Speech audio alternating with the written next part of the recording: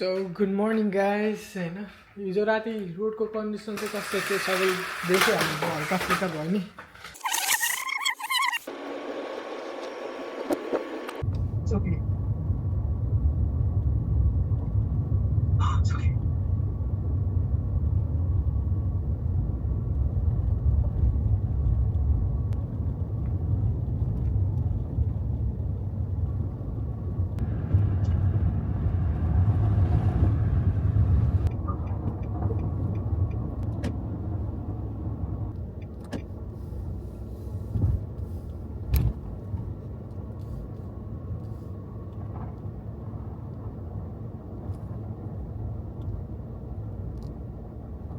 so good morning guys होइन हिजो राति रोडको कन्डिसन चाहिँ कस्तो थियो सबै देख्यो हामी हल्का फुल्का भयो नि अनि आज चाहिँ मैले के देखेँ भन्नु न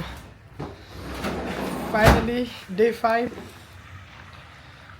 हल्का स्नो मेल्ट भइसकेको छ होइन हिजोभन्दा एकदम बेटर भएको छ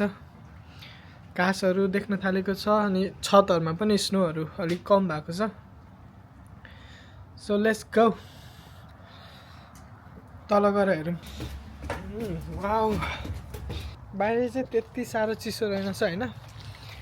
हिजो राति चाहिँ वाइल्ड थियो नि त आइसहरू बाटोमा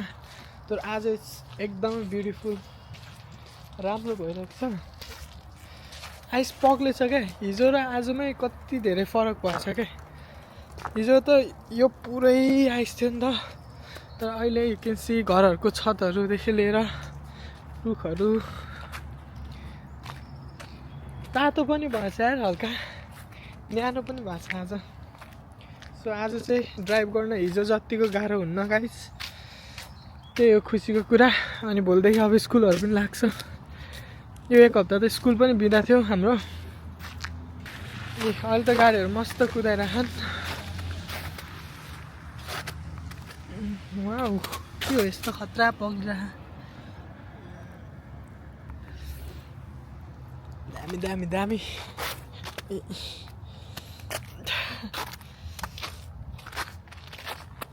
ठिक छ माथि जाउँ हामी चाहिँ अब होइन राम्रै भयो यार हिउँ पग्लेर आशाको भएको थियो नि 2-3 दिन त घरमै बस्दाखेरि